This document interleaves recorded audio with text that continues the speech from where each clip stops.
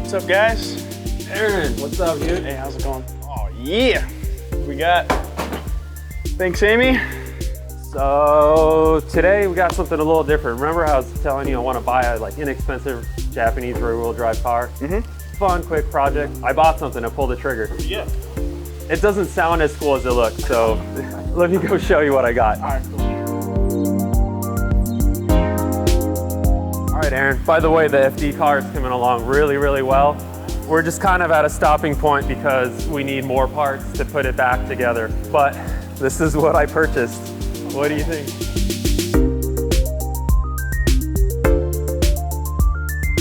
It is a little ugly, I'm not gonna lie. It's a station wagon, but I think there's a lot of potential here. 2J or 1J or what? It actually does have a 1J Z swap in it. Dude, I just got a bunch of stuff. I literally, just look for yourself, man. Oh, nice. Are you kidding me? Actually, that's not supposed to be in there. I think one of the guys put it in there. Anyway, yeah, don't mind this. This is not for the car, but yeah, check out all the stuff in there. Tons of NRG parts. I actually got a wide body kit for it, so we already got it painted. It actually matches the car pretty well. So yeah, we got a bunch of cool stuff, but also we got these NRG seats. Excited to throw those in, get those stinky seats out of there. And we got some drifts wheels. We're gonna run 10-inch wide, front and rear. I think we could make it happen with the wide body. There's no other way these wheels will fit without cutting those fenders all the way apart. Let's get all the new parts out of the car, and then let's pull the interior out. While you're doing all that, I'm gonna start mocking up the wide body because I have a feeling we're gonna be cutting a lot of the sheet metal out of the way. I kind of want to get a general idea where this thing's gonna be so I can trim all the excess material out. So I'm just laying it over, making sure it's lining up with the headlight, with the door jamb. We'll just trace this line that I've been trying to get on here. So a good tip is to use a dry erase marker, because even though you're drawing all over this paint, it comes off real easy. It's not leaving permanent damage on it.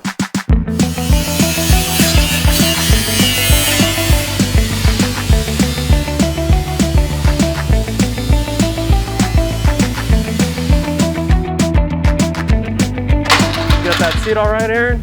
Yeah. Dude, don't freak out. There's something really disgusting on your hand from inside that car.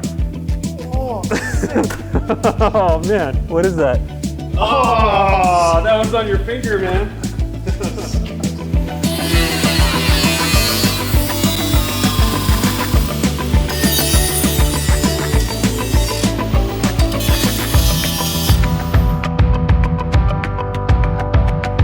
quick tip, whenever you're removing old stuff for new stuff, is just to put the hardware that you take out right back in the same mounting point. That way, when you go to put the new stuff on, you're not looking around for hardware.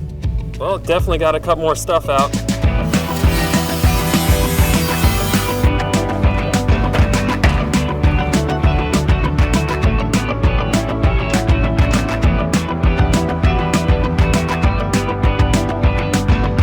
Just looking at this wiring. Anyways, this is something that you really want to make sure is sorted. When you have stuff like this, you're just asking for problems, so you really just want to fix it as quickly as possible, but make sure that it's solid too. So I'm going to go ahead and cut all this, repair it quickly, and get on to the next job. So it's kind of a lot of work because you got to cut everything out, make sure that the wheel is actually going to have space to go through the suspension stroke. We don't want to just put a wide body on this thing and not have any additional suspension travel. You know, we're not really building just a show car. We actually want to take this thing to the track and have fun with it. Hopefully no tire rubbing issues whatsoever. All right, so when you're connecting wire, some people solder wires together. I've chosen to crimp them all together. It's just what has worked for me in the past. Get that nice and tight, and then you offset each cut. That way, none of them are going to rub against each other.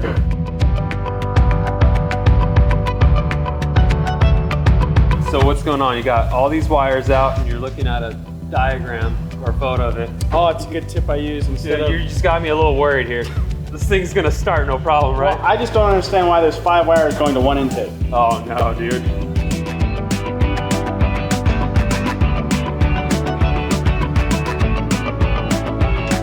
We're just trying to match body lines here.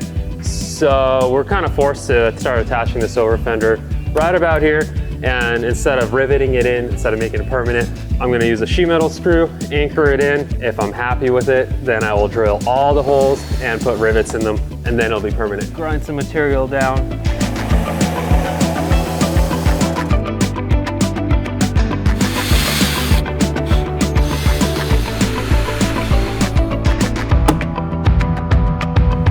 Well, at least this is proof the motor's got some power.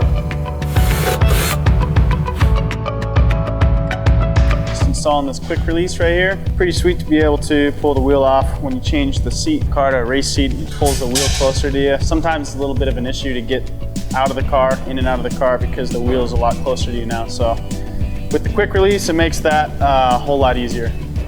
Dude, Aaron, that intercooler isn't 100% straight, and I have my suspicions that I think it might just be hanging on by the intercooler piping. We'll fix that. At least it's in there. At least it's intercooled, right? Yeah. So we got some tabs. We're gonna weld these bad boys on, and then we can bolt the intercooler back in the car.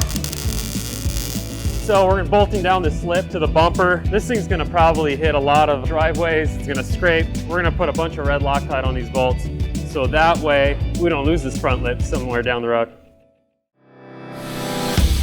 Remember, this was all floppy, barely hanging on. Yeah. So I put rib nuts in, energy, fender washers. This thing is sturdy, dude. It's not going anywhere. Way better. Yeah, it looks good too. Check it out.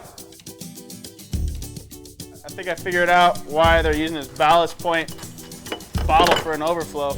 Well, it just looks like a beaver chewed through it. Dude, I think what happened is since the overflow is right next to the serpentine belt, the belt just got it.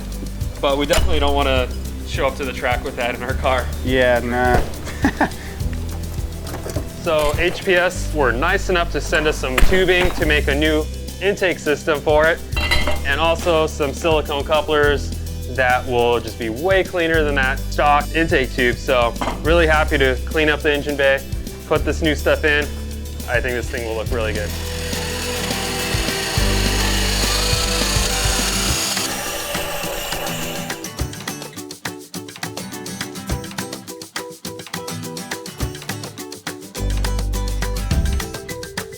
Cody, this could either be a lunch pail. Oh, dude, we got all kinds of stuff in here.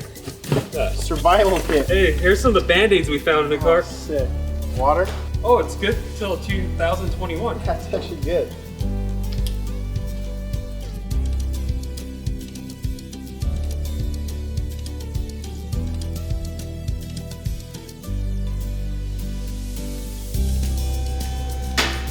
It looks kind of dirty under here, but honestly, Aaron, I mean, yeah, there's zip ties hanging, but they're actually doing a good job of keeping the fuel lines in place. It looks like this guy was extra safe about everything.